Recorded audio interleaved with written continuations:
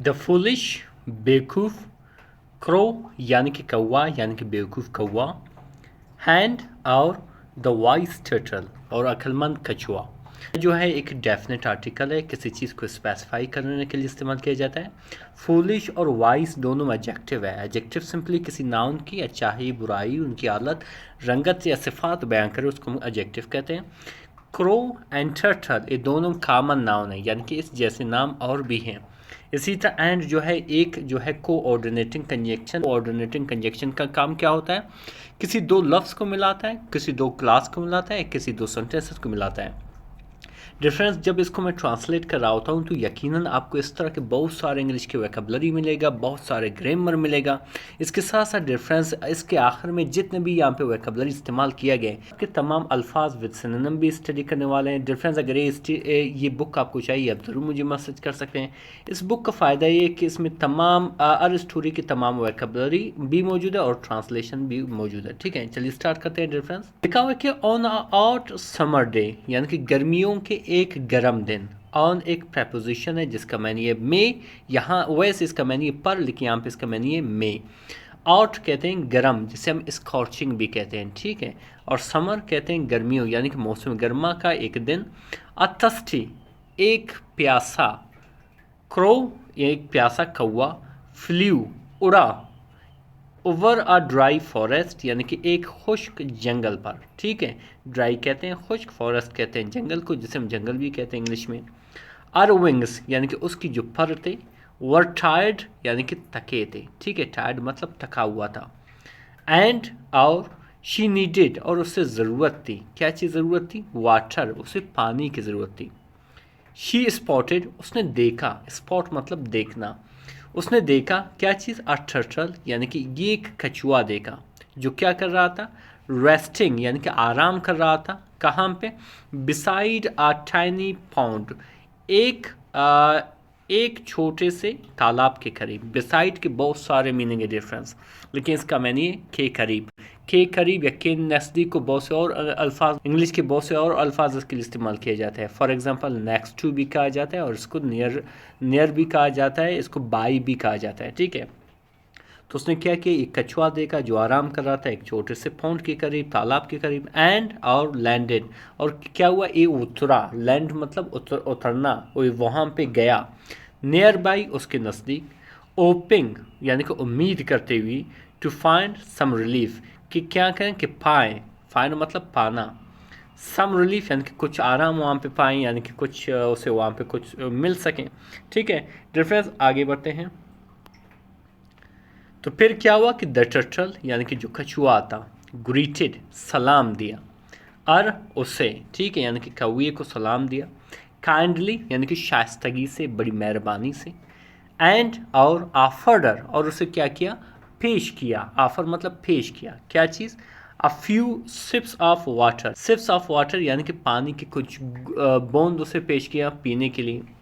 The crow जो crow था, जो कौवा था। ड्रैंक पिया, ए ड्रिंक की सेकेंड फॉर्म है। क्विकली जल्दी से, यानी कि उन पानी को क्या किया? जल्दी जल्दी से पी लिया। बट सून लेकिन बहुत जल्द। बट मतलब लेकिन, सून मतलब बहुत जल्द। स्टार्टेड शुरू की। बूस्टिंग शेखी मारना, मजाक उड़ाना, यानी कि जैसे ही उस कौए ने पानी पिया तो उसने मजाक करना शुरू किया। उसने क्या मजाक किया कि आई कैन फ्लाई, आई मैं ऊंचा उड़ सकता हूँ। आई कैन फ्लाई, फ्लाई मतलब उड़ना, आई मतलब ऊंचा उड़ सकता हूँ। सिंग ब्यूटिफुली और अच्छा गा सकता हूँ और ख़ूबसूरती से गा सकता हूँ। एंड और go wherever I want और जहाँ पे जाना चाहूँ जा सकता हूँ। ठीक है, गो मतलब जाना, वेयर एवर मीन जहाँ पर भी, आई वॉन्ट यानी कि जहाँ पे मैं चाहता हूँ जा सकता हूँ।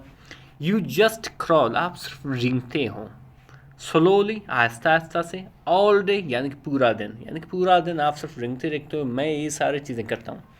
डिफरेंस एक चीज़ आपने नोट की यहाँ पे, जैसे स्लोली है, ब्यूटीफुली है, ये दोनों क्या है? ये दोनों एडवर्ब है। एडवर्ब क्या करते हैं? ये स्पेशली एडवर्ब ऑफ मैनर है।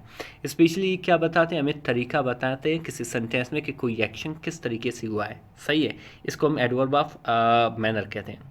तो उसका मजाक उड़ाता रहा तो क्या हुआ कि द टर्टल यानी कि जो कछुआ था, स्माइल्ड मुस्कुराया।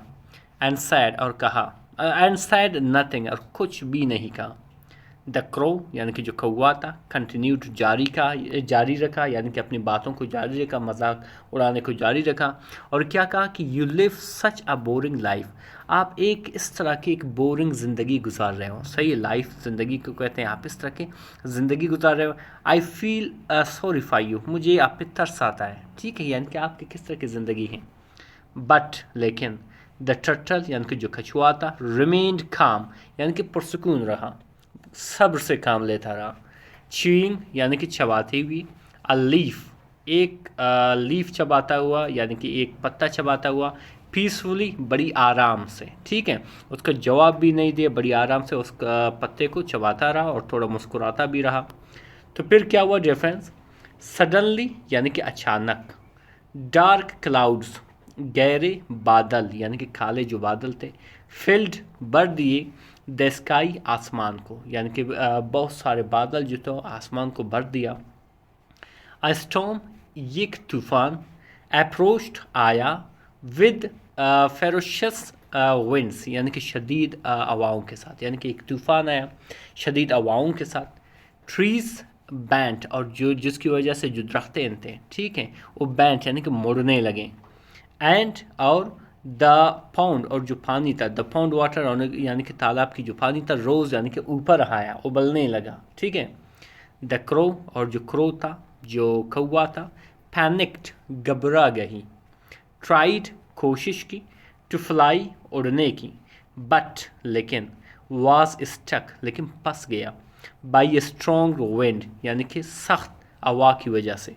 एंड टम्बल्ड, और क्या हुआ, गिर पड़ा, टम्बल मतलब गिर पड़ा, कहाँ पे, टू द ग्राउंड यानी कि ज़मीन पर गिर पड़ा। अभी आगे क्या होता है डिफरेंस, बहुत इंटरेस्टिंग सी स्टोरी। अगर आपको ऑनलाइन क्लासेस चाहिए आप ज़रूर मुझे मैसेज कर सकते हैं। चलिए आगे बढ़ते हैं। तो फिर क्या हुआ कि द टर्टल यानी कि जो कछुआ था, सेफली बड़ी महफूज तरीके से, इनसाइड इस शैल यानी कि अपनी शैल के अंदर था, अपने होल के अंदर था, वेटेड इंतज़ार किया, पेशेंटली सब्र से। ठीक है, यानी कि बड़ी सब्र से वो उसने इंतज़ार किया तूफ़ान के जाने का। वैन जब, द स्टॉर्म पास्ट यानी कि जो स्टॉर्म था, जो तूफ़ान था, गुजर गया। द क्राउ वाज सॉक्ड यानी कि जो क्राउ था, जो कौवा था, वो भीग चुकी थी। एंड शिवरिंग, और क्या हो रहा था, और शिवर कर रही थी, और कांप रही थी। द टर्टल जो कछुआ था, केम आउट बाहर आया, and offered her a dry leaf, और उसे पेश किया या दिया क्या चीज़, अ ड्राई यानी कि एक खुश्क लीफ यानी कि पत्ता दे दिया, फॉर कंफर्ट आराम के लिए, यानी कि थोड़ा बहुत आप आराम करो, आप बड़ी बड़ी बातें कर रहे थे। Ashamed of our earlier words यानी कि शर्मिंदा था, कौवा शर्मिंदा था किस चीज़ के लिए, अपने कहे गए अल्फाज के लिए, अपने कबल उस वक्त जो उसने अल्फाज कहे थे उनके लिए वो शर्मिंदा थी। द क्राउ विस्पर्ड यानी कि क्राउ ने क्या किया, the crow whispered,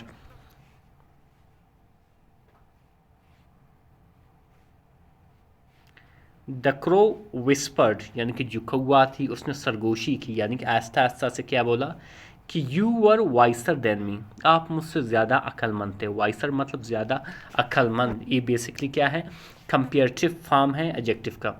I judged you, मैंने आपको पर तनकीद किया। जज के बहुत सारे मीनिंग है, डिफरेंस, लेकिन सेंटेंस इसका मीनिंग क्या है, क्रिटिसाइज, तनकीद करना।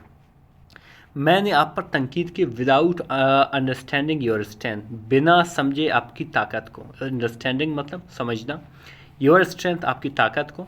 द टर्टल रिप्लाइड यानी कि जो टर्टल था, जो कछुआ था, उसने जवाब दे दिया कि ईच क्रीचर, हर मखलूक, हर जानवर, एज इट्स ओन गिफ्ट, अपनी खुद की एक सलाहियत रखता है। ठीक है, यहाँ पे गिफ्ट वैसे मतलब तोहफा, लेकिन यहाँ पे इसका मैंने सलाहियत।